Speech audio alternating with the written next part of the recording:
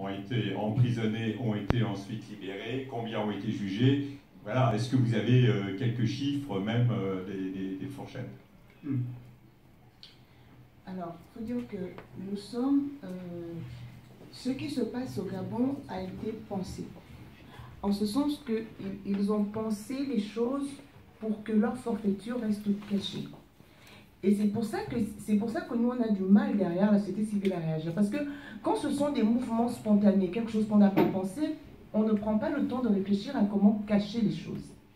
Or, si on parle par exemple des massacres, ils ont pris soin d'emporter les cadavres. Ce qui rend le décompte difficile. Et ils le savaient. Parce que quelques temps après l'élection, au début du mois de septembre, Ali Bongo a fait une interview télévisée dans laquelle il a dit « Il paraît qu'il y a eu des morts au quartier général de Jean-Ping où sont les corps. » C'est extrêmement cynique. Parce qu'il sait qu'il a pris soin de faire disparaître les corps. Et donc, il nous le renvoie au visage. Où sont les corps? Il sait qu'il y a des corps qu'on ne pourra pas retrouver. Parce qu'ils savent ce qu'ils en ont fait. C'est pareil pour les prisonniers.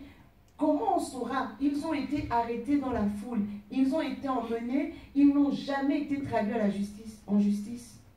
Donc, où allons-nous chercher les données? Si on se présente au tribunal pour dire qu'on veut avoir les chiffres, on ne nous les donnera pas.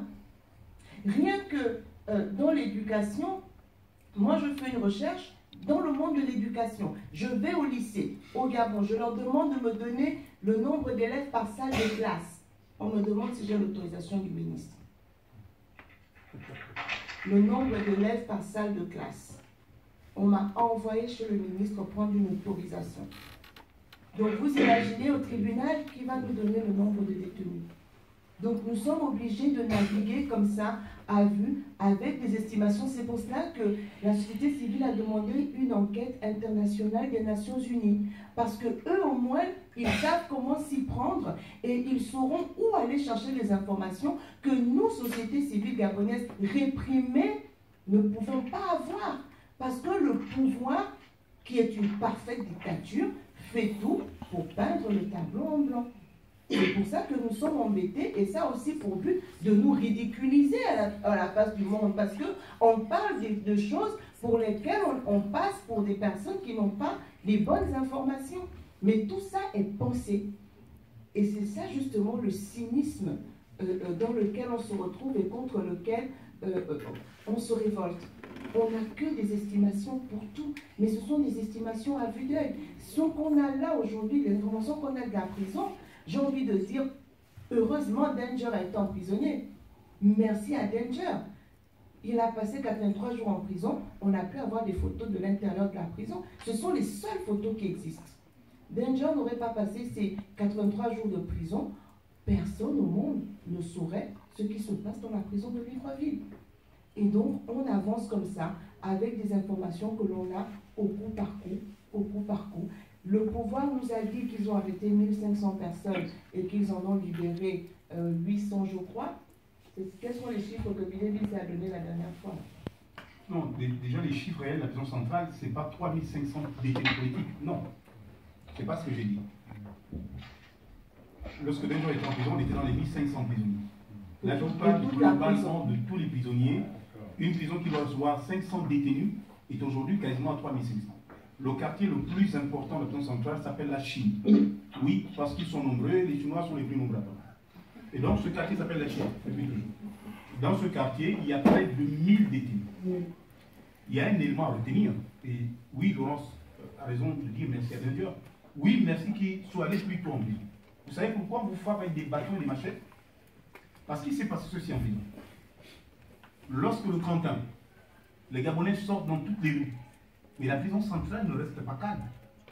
La prison centrale fait son émeute. Et les gens les plus, vraiment les plus insaisissables dans la prison, les plus chauds, c'est les mineurs. Et, excusez-moi, il y avait des corps étalés au hall de la prison centrale, près d'une quinzaine, sinon une vingtaine de morts. Parce qu'on a fait venir les bérets rouges. C'est une unité normal qu'il faut rebooter. Les bérets rouges, ils sont venus spécialement pour mater et tirer sur les prisonniers.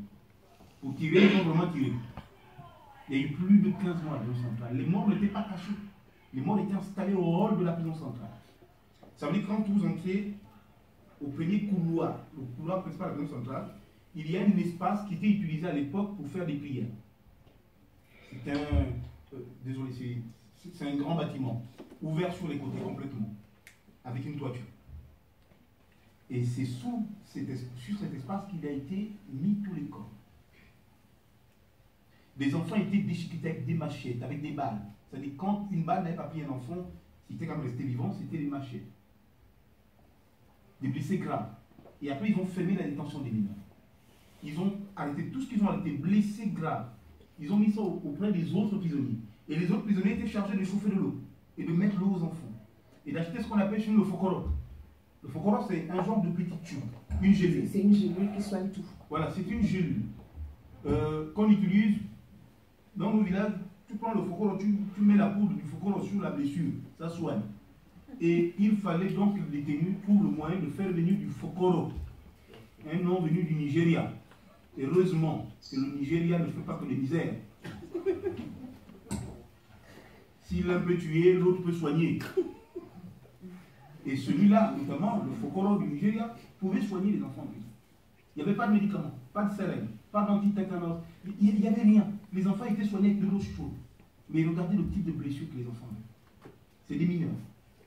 Donc après ce massacre, évidemment, interdiction du téléphone. Dès que vous avez un téléphone, vous êtes un homme à abattre.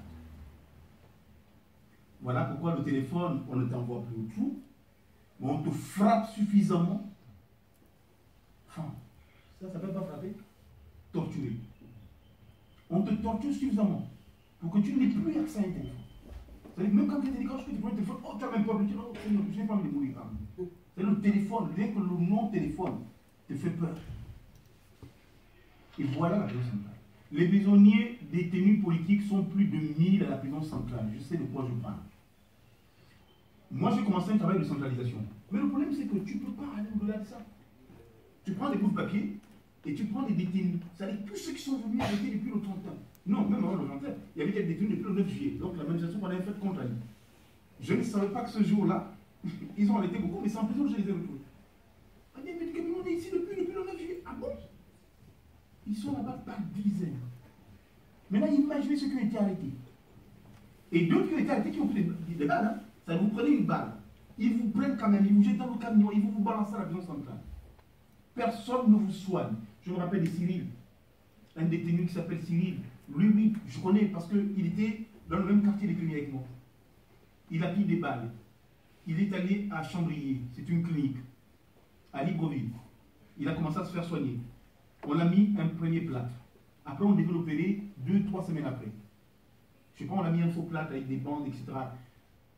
Et là, il descend de l'hôpital, il prend un taxi pour aller vers chez lui, et parce que le lendemain, il doit faire des examens, etc. Et là,